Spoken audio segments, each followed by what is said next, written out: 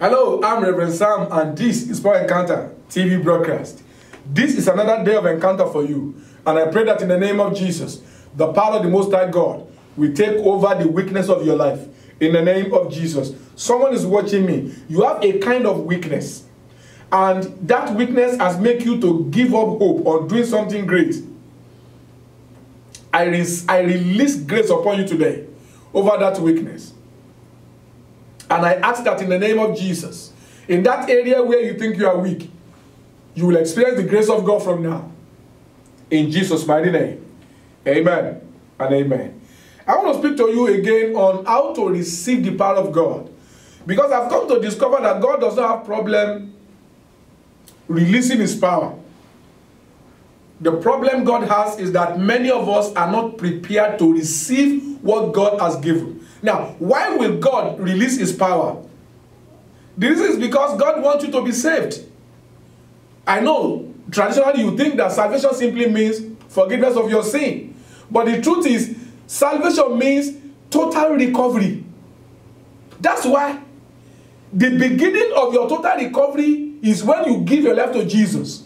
After you have given your life to Jesus, the Holy Ghost time and again will be setting you up for encounters where you will receive power again, and the purpose of the power at every time it comes is to restore something back in your life. That's why you cannot say because you have been prayed for once, then you don't need the prayer again. No, you need prayer because God will always meet you at the point of your need per time. And that's why you must not forsake the assembling of one another. Don't say I'm not going to church, because you see, your physical presence on a particular day will make God to do something that he has in plan to do in your life. But when you just become so lazy and you don't want to show up, then you are not ready to receive. I remember there's a particular day we were having a service back in Nigeria, and one of the leaders God opened her eyes, and then she saw an angel carrying a baby. And then the angel started shouting somebody's name, whom all of us know is in need of a baby. The angel was just going around in the congregation, calling the name of the person. But the person was not around. And after a while, the angel disappeared. Now, my point is, that particular service, for whatever reason, God wanted to bless that woman with the gift of a baby, but she wasn't there. So the angel left. So you don't know when God is going to bless you. Why do I say that? I say that to let you know that whenever God releases his power for you, there's something God wants to add to your life. There's something God wants to remove from your life. There's something God wants to improve in your life. Today, I want us to check the story of the woman with the issue of blood. I like this man's story so much because he tells me that all things are possible to them that believe. The Bible says this woman has had issue of blood for 12 years. She has spent all her money on doctors, and they have done all manner of experiment with her system. They couldn't find what was wrong, but they saw the problem. And the reason why they could not see it is because it was demonically initiated. It was a demonic problem. I don't know who the woman offended. I don't know why she kept on having blood discharge for 12 years. And that's why sometimes as a prophet of God, I am more concerned about your solution than your problem. Jesus never even said anything about the woman's source of the problem, but the woman used her faith to stop the affliction on a particular day. I want us to read from verse 25, Mark chapter 5 and verse 25. The Bible says, and there was a woman who had had a discharge of blood for 12 years. You can just imagine. When a woman has discharge of blood for 3, 4, 5 days, they feel so weak. They feel so moody. You can imagine her having that situation for 12 years. You can imagine her going from one doctor to another, one specialist to another for 12 years. And they could not procure a solution. They couldn't give her a cure. And the Bible says, she had suffered much under many physicians. And had spent all that she had, and was no better, but rather grew worse. Is that the summary of your life also? I want you to know that Jesus is there to give you hope today. I mean right now. She had heard the report about Jesus, and she came up behind him in the crowd and touched his garment. For she said within herself, if I touch even his garment, I will be made well. And immediately the flow of blood dried up, and she felt in her body that she was healed of her disease. Do you see that? The origin of her miracle is not that she went to where Jesus was and touched the garment. She has said within herself, this thing I'm hearing about Jesus Christ, I believe that if I go to him and just touch his garment, I'll be made whole. She had that faith that all she needed was a contact. And that once she can make contact, she believed that God will use Jesus for her. And the Bible said that she not only believed, she took action. She went, while Jesus was passing by and a lot of crowd around him, she went from behind and touched his clothes. Everybody may have been tonguing Jesus and touching his clothes, but she touched with a purpose. She touched with an expectation. And that is how to receive the power of God. When you choose to do things with expectation. When you say amen to the prayers with expectation. When you take step with expectation. The Bible says she went there and touched Jesus. Touched his garment. And immediately the power of God flowed to her. And the flow of blood dried. Wow. How do we know? And Jesus, listen now. And Jesus, perceiving in himself that power had gone out from him. Do you see that? The woman drew the power of God by her faith and her action. And that's how to receive miracles. This is the most effective way to receive miracles. This is the most assured way to receive miracles. When you set your heart in line with the written word of God and you take action with the intention of seeing the prophecy of the Bible becoming your personal testimony. That's the kind of prayer I always pray. That Lord, I pray that you will make the testimony of the word of God to become my personal testimony. That the prophecy of the Bible will become the testimony of my life. That is my prayer. Now, people that pray that kind of prayer, they learn to take steps in line with what the word of God says. This one must have heard that everyone that touched Jesus were made whole. She must have heard that everyone that Jesus touched were made whole.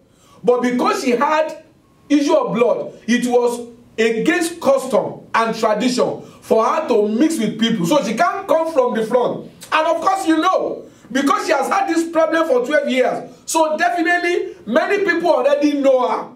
As soon as they see her, they start shouting, unclean, unclean, unclean. So she had to make effort to come from the back. Everything was strategically positioned to make sure that there's no distraction. Just like Peter said to that man by the beautiful gate, look on us. Wow. And Jesus said, who touched my garment? And his disciples said to him, you see the crowd pressing around you, and yet you say, who touched me? And he looked around to see who had done it. But the woman, knowing what had happened to her, came in fear and trembling, and fell down before him, and told him the whole truth. And he said to her, daughter, your faith has made you well. Go in peace and be healed of your diseases. Are you watching me today and you have incurable diseases? In the name of Jesus, I give you healing. Are you watching me and you have infirmities in your body? Pains, arthritis, tumor, cancer. In the name of Jesus, I rebuke all those spirits of infirmity. I set you loose from them. In the name of Jesus. Because I know I am a man that is under authority. And if I can command in the name of Jesus, it will come to pass. This woman believed, but you see, you have to believe. You have to believe. This woman believed and took steps, and then she received a miracle. And you know, let me tell you one thing. Jesus is the same yesterday. He's the same today.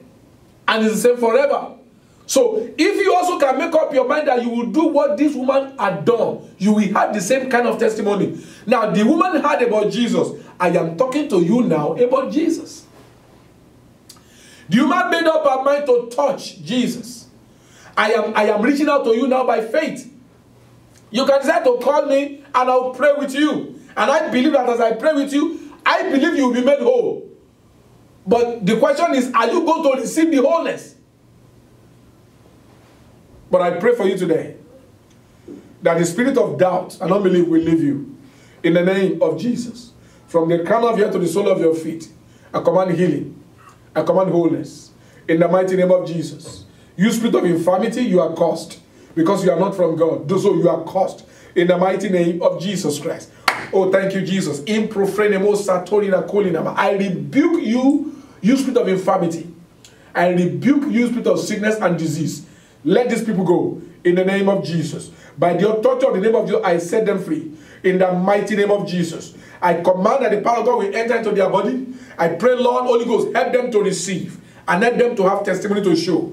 In the mighty name of Jesus. Therefore, from the crown of your head to the sole of your feet, receive wholeness.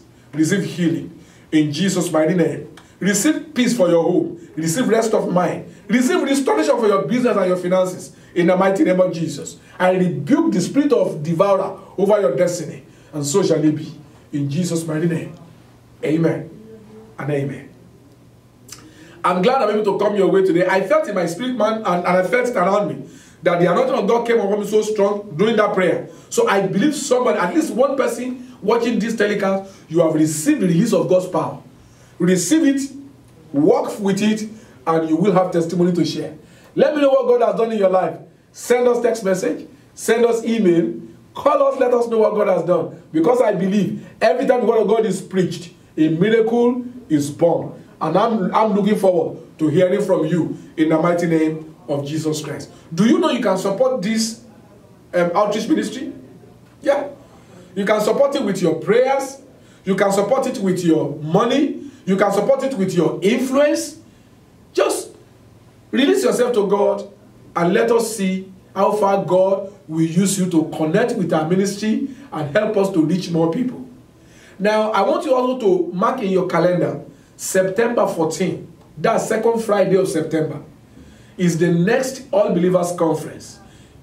The venue is going to be made available in subsequent dates, but you can just mark it in your phone. Let your phone remind you dates to the program. You cannot afford to miss this one. God of heaven will make himself manifest in a way that is beyond human understanding. And I love to see you there in the mighty name of Jesus. I also like you to be part of Refiners Prayer Network. I am one of those that believe that the all-time revival, the revival fire is still available today. And when we come together and we pray together, then, you know, the Bible says that the prayer of righteous man makes tremendous power available. When we come together and pray together, I believe that the power of God made available. So that as many of us that will now be willing to receive, we can receive the power and use it for whatever it is that we need it to do in our life. But to be a part of that prayer sessions, you have to send us your name and your phone number. Why? So that we can text you the address of the venue for the month of July or this month, and we also text you the date.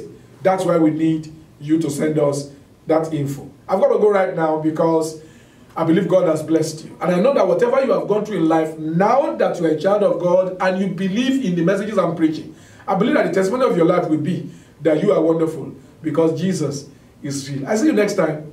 God bless you. Bye-bye. Lord, you are great. Thunder announce your presence. The storm announce your power. I can't imagine your greatness.